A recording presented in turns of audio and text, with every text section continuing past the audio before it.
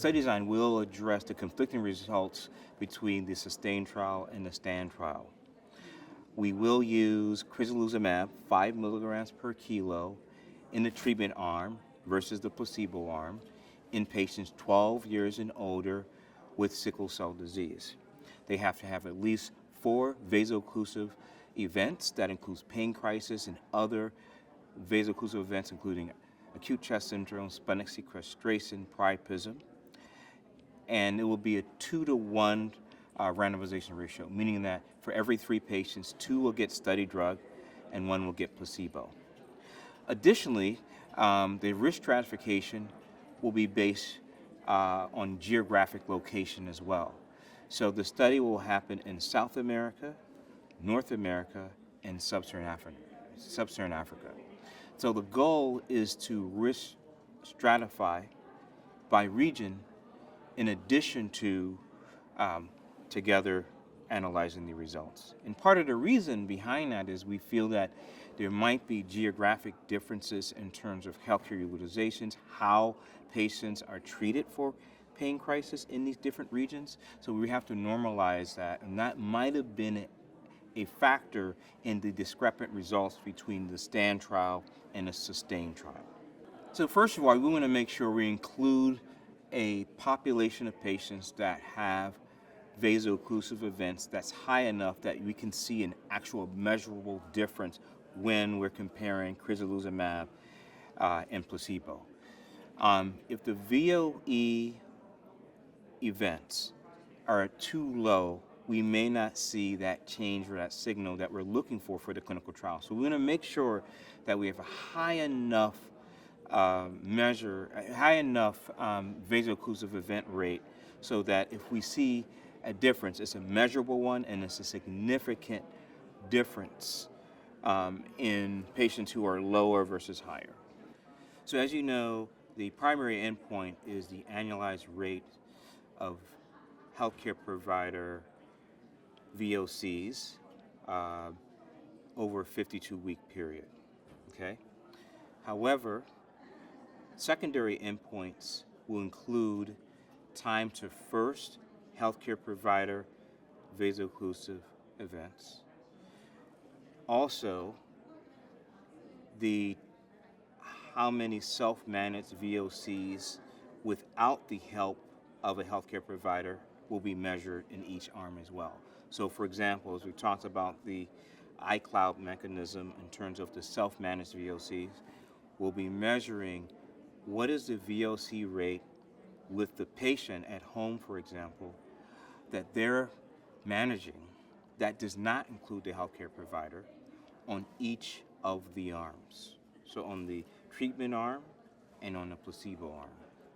Also, secondary endpoints will be the safety profile of patients receiving Crizanlizumab. Most notably, infusion-related reactions.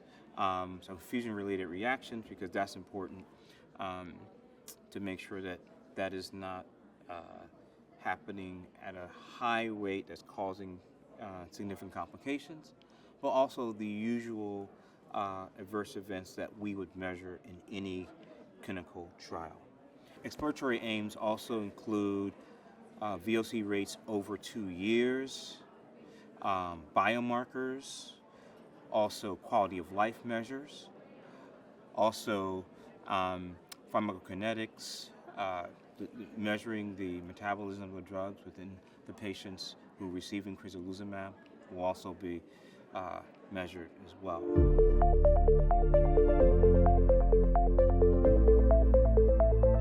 The reason that's important, we know that hydroxyurea is the standard of treatment for sickle cell disease patients. So we want to know if there are patients who are having a higher level amount of pain on hydroxyurea. We would like to know if Crizanlizumab can lower that vaso-occlusive event rate compared to those who are on hydroxyurea but are on placebo. So I think number one, does it work in patients on hydroxyurea? So I think that's very important regardless of where they are in the world. Number two, we know that the resources in each of these geographic regions are different. So we want to know also in these resource poor areas of the world, if hydroxyurea is being used, we also will learn in those resource poor areas of the world, is it effective there as well? Because then I will also allow them to use this as a potential treatment as well. Because in those countries, it's not FDA approved at all or approved by the government. So it's important to risk stratify in those countries, because in the U.S. it is approved, but in the 16 and older, but in South America and also in Sub-Saharan Africa, this drug is not approved. So you need to compare the standard treatment, which is hydroxyurea in those countries, versus Crizanlizumab.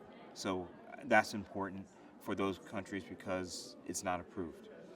And then I think lastly, in terms of the stratification geographically, we also, want to make sure that, under the clinical trial settings, not only in the United States, but also in Sub-Saharan Africa and also in South America, that this drug can be administered in a safe way in the environment geographically, so that it can work safely.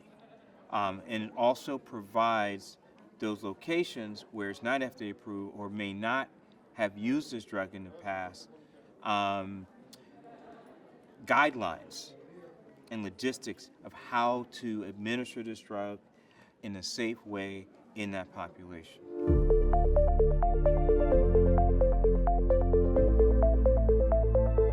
I think it will level the playing field in terms of the geographic locations, because a lot of times in these different regions of the world, painful episodes, for example, are managed differently. They have different resources in each of these countries. The great thing about this cloud-based mechanism is that we'll be able to measure pain in real time by the patient, self-reported, without the influence of the providers. So we'll know exactly when their pain crisis begins and when it ends.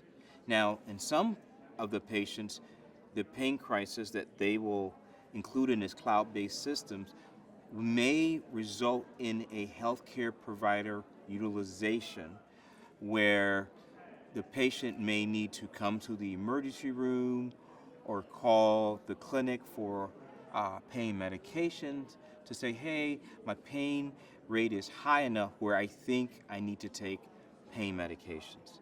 But overall, it's actually great to see at home, for example, if they're in pain crisis, how they treat it at home, how long does it last at home versus patients who actually let the healthcare provider know that, hey, I need to escalate my pain medications to better treat my pain.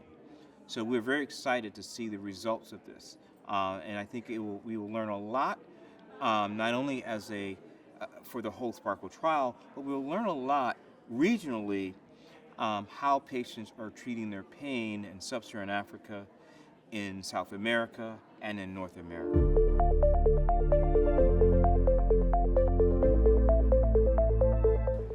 It is our hope that the treatment arm, patients who are receiving Crizanlizumab, will show a reduced annualized rate of VOC over that 52-week period.